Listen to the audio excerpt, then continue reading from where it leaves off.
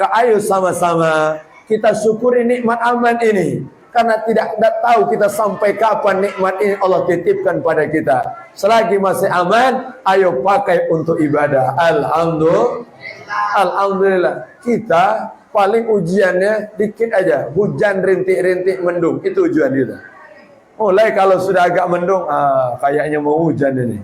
Orang datang ke musala, orang datang ke masjid. Itu ujian kita. Mereka bukan hujan air, mereka hujan roket. Hujan, bukan roket kita, bukan. Ada ini roket ini.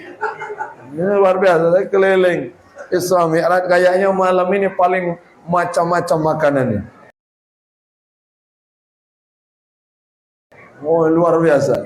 Sampai kurma ada, betul juga kurma. Berarti tanda Lebaran sudah dekat lagi. Masya Allah, luar biasa. Ada semua makanan. Wah, ini sudah dibayari kalau silakan oleh pengurus musala. Masya Allah, barakah. Maka saya tadi lihat depan. Ini gudang kopi. Biasanya kalau ada nama itu pasti ada bentuknya. Ini ada nih kopi. Selama di kebun jeruk, tidak ada jeruknya. Selama di kebun duku, namanya duku. Yang kedua, setelah aman, Allah berikan kita sehat sehat. Sehat itu badan. Badan tidak sakit, sehat. Hati tenang, afiah namanya. Ada orang badan sehat tapi hati runyam ada.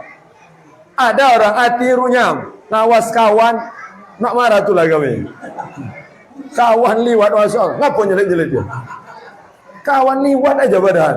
Masya Allah, ternyata memang setelah ditelusuri cicilan belum bayar. Itu masalahnya. Itu badan sehat tapi tidak afiat itu zohir batinnya. Badan sehat, hati tenang. Alhamdulillah, nikmat. Maka sehat ini nikmat dari Allah. Tidak ada yang bisa membayar nikmat sehat ini. Tidak ada. Dokter itu luar biasa. Sekali suntik minta maaf, keluar angin. Ada jamaah kita, Ustaz, 3 hari tidak keluar angin ini, kembung perut ini. Datang ke dokter. Dokter dikit aja, sini Pak. Ditusuk dikit aja 3 juta rupiah.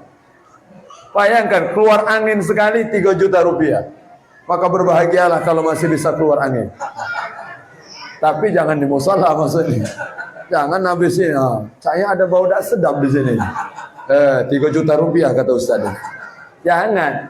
Ini apa artinya? Sehat itu mahal, tidak bisa diganti dengan apapun. Nanti akan terasa setelah kita sakit, baru terasa begitu mahalnya nikmat sehat. Ayo sama-sama gunakan sehat untuk berjuang di jalan Allah. Gunakan sehat untuk sholat jamaah. Gunakan sehat untuk memakmurkan rumah Allah. Gunakan sehat untuk hadir di majelis ta'lim. Gunakan nikmat sehat untuk kita menambah amal ibadah.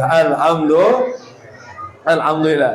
Yang ketiga, indahu qutu yaumihi, ada makanan pokok untuk hari ini. Ada makanan untuk hari ini cukup, maka itu nikmat dari Allah. Apa kata Nabi? Faka'annama hizzat lahu dunya, seperti dapat dunia dan seisinya. Alhamdulillah, aman dapat, sehat ada, dan makanan pun gratis. Alhamdulillah, nikmat. Maka nikmat ini kita jaga sama-sama. Ayo. Maka ini hikmah yang ketiga, Isra Mi'raj pasti mengingatkan kita tentang ibadah sholat. Ini ibadah terpenting.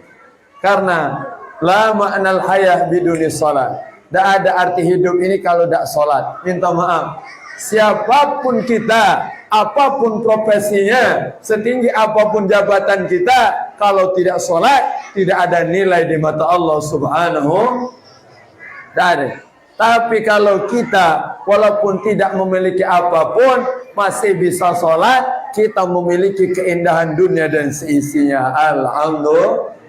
Maka ayo sama-sama sholatlah, karena sholat itu tidak lama. Tidak lama sholat ini, hanya sampai mati. Tidak lama. Kalau sudah mati, tidak usah bikin sholat lagi.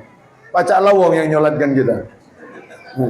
Tenang aja. Ada orang jamaah ngomong, Ustaz, memang sholat itu cepat nih Ustaz.